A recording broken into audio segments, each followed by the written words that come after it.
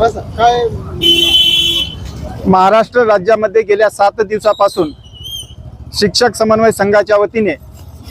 प्रत्येक जिल्ह्याच्या ठिकाणी लाक्षणिक धरणे आंदोलन आणि धाराशिव आणि पाथरी जिल्हा परभणी येथे ते अमरण अन्नत्याग आंदोलन चालू आहे। यामागचा एकच उद्देश की महाराष्ट्र राज्याचे जे मुख्य शिक्षण मंत्री महोदय आहेत 9 नोव्हेंबर 2023 रोजी आझाद मैदान येथे चालू असलेल्या जे शिक्षक समन्वय संघाचं आंदोलन होतं त्या ठिकाणी येऊन प्रत्यक्ष भेट देतात आणि दिवाळी पूर्व सर्व शिक्षकांना मी गोड बातमी देतो, आनंदाची बातमी देतो म्हणून त्या ठिकाणी आम्हाला एक पत्र दिलं होतं की तुम्हाला पुढील वर्षापासून वाढीव टप्पा अनुदान आणि नैसर्गिक टप्पावार अनुदान देण्यात येईल। अशा प्रकारचं लेखी पत्र देऊ नये, पण ते पत्र पुढील वर्ष 2023 नंतर येणारं वर्ष म्हणजे 24 असतं। विधिमंडळाचं अधिवेशन ज्यावेळेस 24 जानेवारी 24 मध्ये झालं त्यावेळेस सुद्धा शिक्षण मंत्री महोदय म्हणतात की आम्ही तुम्हाला पुढील वर्षी देतो म्हणलो होतो आणि आता काल 12 जुलैला सुद्धा म्हणतात की आम्ही तुम्हाला पुढील वर्षापासून वाढीव टप्पा देण्यात येणार। म्हणजे हे पुढील वर्ष म्हणजे कोणतं वर्ष, याचा 23च्या नंतर येणारं वर्ष हे 24च असतं आणि वेळोवेळी शिक्षकांना दिलेले जे खोटे आश्वासन आहे या आश्वासनाची पूर्तता करण्यासाठी आम्ही शासनाला रास्त मागणी मागत आहोत। आमच्या हक्काचा जो 100% पगार आहे 1 जानेवारी 2024 पासून वाढीव टप्पा नैसर्गिक टप्पावाढ यासह निधी घोषित करून आमच्या खात्यामध्ये 1 महिन्याचा पगार टाकावा, यासाठी हे आज आमच्या आंदोलनाचा 8वा दिवस आहे। या आंदोलनाला आज आम्ही वेगळं वळण लावलेलं आहे। आज आम्ही या जिल्हाधिकारी कार्यालयासमोर सर्व शिक्षकांच्या वतीने आज जे महाराष्ट्र पुरोगामी महाराष्ट्र म्हणला सांगितला जातो, शाहू महाराजांचा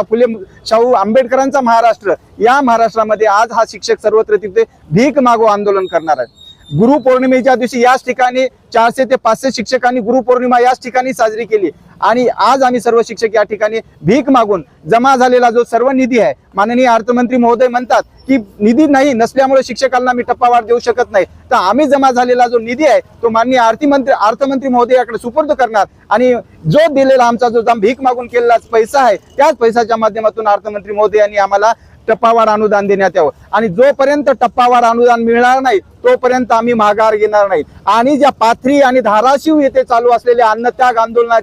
आंदोलनकर्त्याच्या जीवाला जर धोका झाला तर त्याला संपूर्णतः जबाबदार महाराष्ट्र सरकार राहील। याची सुद्धा सरकारने दखल घ्यावी आणि शक्यतो तिथेल शिक्षकांच्या तब्येती वरचेवर बिघडत आहेत, आम्ही दररोज संपर्कात आहोत, ते आमचे बांधव आहेत, आम्ही त्यांना विनंती करत आहोत भाऊ तुम्ही आंदोलन मागे घ्या, आपण सर्वजण लढूत, अन्नत्याग आंदोलन मागे घ्या, पण ते आपल्या विश्वासात आपल्या निर्णयावर ठाम आहेत। जोपर्यंत शासन आम्हाला 1 जानेवारी 2024चा वाढीव टप्पा अनुदान नैसर्गिक टप्प्यास वाढ सह देणार नाही तोपर्यंत माघार घेणार नाही, कारण आमचा सरकारवर विश्वास राहिला नाही। हेच अन्नत्याग आंदोलन आमचं 9 नोव्हेंबर 2023 रोजी आझाद मैदानावर होतं, त्यावेळेसच महाराष्ट्र राज्याचे आमचे जे पालन करते आमचे मायबाप म्हणून संबोधले जाणारे शिक्षण मंत्री महोदय त्या ठिकाणी येतात आणि आम्हाला आश्वासन देतात। सर वाटलं तर त्यांनी आम्हाला मिठाई वाटली, ते मिठाई आम्ही घरी येऊन लेकरा बाळाला खाऊ घातली, पण ते खायला गोड लागली, पण आता ते आमच्या तोंडामध्ये गोड राहिलेली नाही आणि हेच पुन्हा आमच्या तोंडामध्ये गोडी येऊ द्यायची असेल तर माननीय शिक्षण मंत्री महोदय, माननीय अर्थमंत्री महोदय आणि माननीय उपमुख्यमंत्री महोदय आणि मुख्यमंत्री महोदयांना एकच विनंती आहे की 1 जानेवारी 2024 पासूनचा वाढीव टप्पा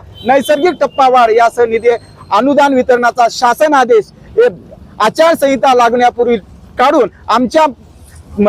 खात्यामध्ये 1 महिन्याचा पगार टाकावा हीच मागणी आहे। या मागणीसाठी आम्ही रस्त्यावर उतरलेलो आहोत। पिछले 7 दिनों से पूरे महाराष्ट्र के जिला परिषद जिलाधिकारी कार्यालय के आगे हमारे बांधव जो है, जो कि जिनको अभी 40 साल उम्र हो गई, 50 साल उम्र हो गई, फिर भी अभी तक उनको 20% या 40% की खैरात यहाँ पे गवर्नमेंट बांट रही है। ये बार बार हमें झूठे आश्वासन देते हैं, लेकिन ये बहुत झूठ बोलने वाली शासन है। अभी हम आपकी तरफ से हम शासन को ये कहना चाहते हैं कि जब तक हमें पूरा यहाँ पे अनुदान नहीं मिलता, हमें टप्पा वार्ड नहीं मिलती, तब तक हम यहाँ से हटने वाले नहीं है। हमारे पात्र में हमारे जो बांधव है वो अभी 7 दिन से भूखे हैं, वहाँ पे वो उनकी हालत बहुत बिगड़ी हुई है। यहाँ पे धाराशिव में भी हमारे जो बांधव है वो भी अभी पूरे महाराष्ट्र का माहौल यहाँ पे बदलने वाला है। जब तक हमें अगला टप्पा नहीं मिलता हम आपके और से यहाँ सरकार को बताना चाहते हैं कि हम पीछे हटने वाले नहीं। अरे 100% अनुदान, अरे 100% अनुदान, अरे कोण म्हणतो देत नाही, अरे कोण म्हणतो देत नाही, अनुदान आमच्या हक्काचं,